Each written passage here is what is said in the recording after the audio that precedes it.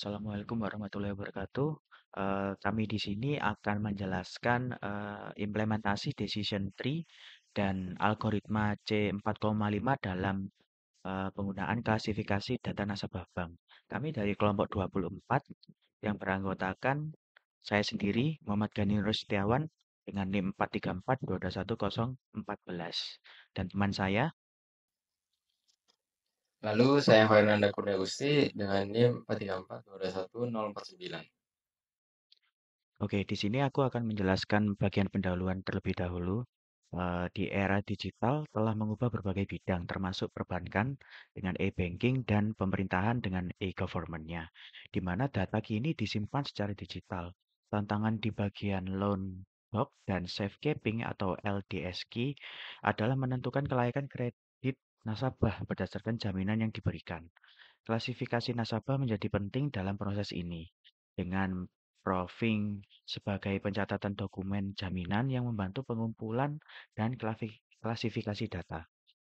Proyek kami ini akan merancang sebuah sistem klasifikasi data nasabah menggunakan metode decision tree dan algoritmanya menggunakan C4,5.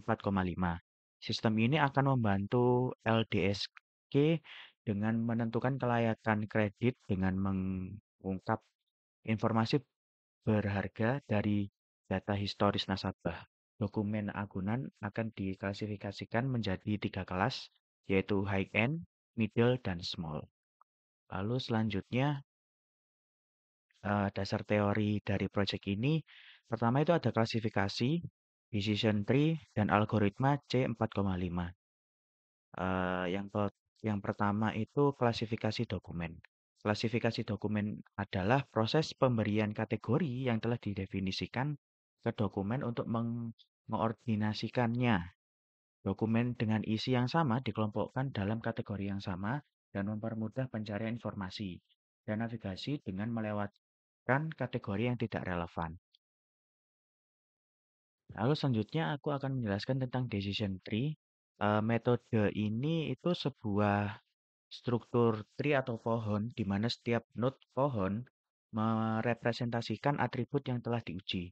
Setiap cabang merupakan suatu pembagian hasil uji dan node daun mempresentasikan kelompok kelas tertentu.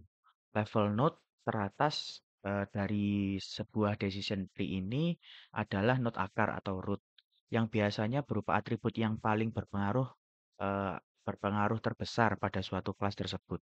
Pada umumnya, decision tree ini melakukan strategi pencarian secara top-down dari atas ke bawah untuk solusinya. Pada proses mengklasifikasikannya, data yang tidak diketahui nilai atributnya akan diuji dengan cara melacak jalur dari node akar atau root sampai node akhir. Dan kemudian akan diprediksi kelas yang dimiliki oleh suatu data baru tersebut. Secara singkat, bahwa decision tree ini merupakan salah satu dari metode klasifikasi pada text mining.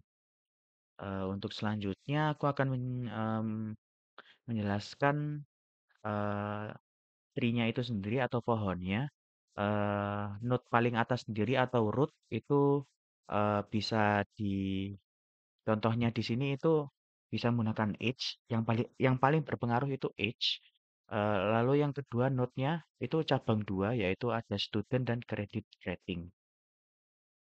Nah, dari pohon keputusan ini bisa ditetapkan aturan klasifikasinya, yaitu jika umur sama dengan yod dan student sama dengan no, maka by komputer sama dengan no.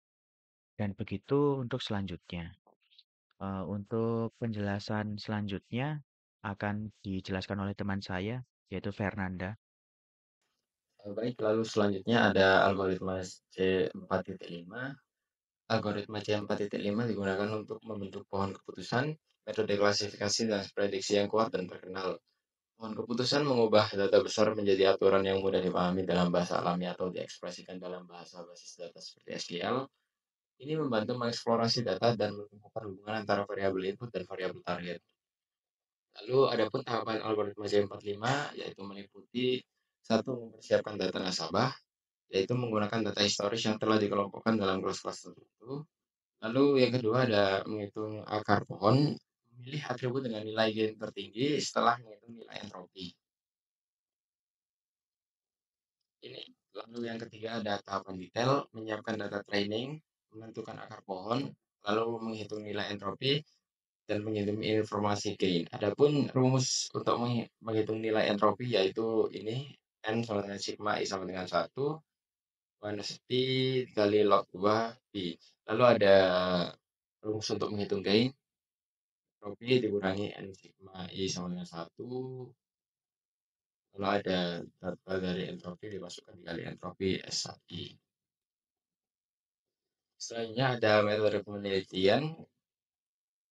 Penelitian ini mengikuti prosedur penelitian pengembangan yang dimodifikasi dari langkah-langkah Ford dan Gall dari tahun 1987 dan Sugiono dari tahun 2012 menjadi 6 langkah utama, yaitu ada analisis potensi dan masalah, yang kedua mengumpulkan data dan informasi, yang ketiga desain produk, lalu ada validasi desain, perbaikan desain, dan uji coba produk.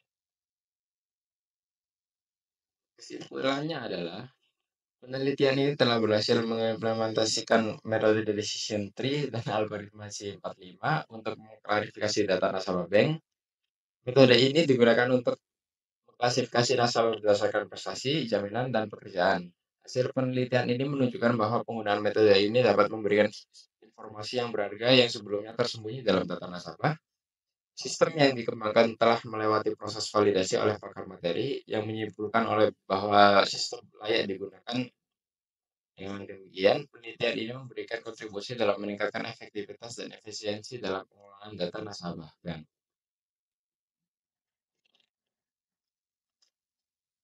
sekian presentasi dari kelompok kami.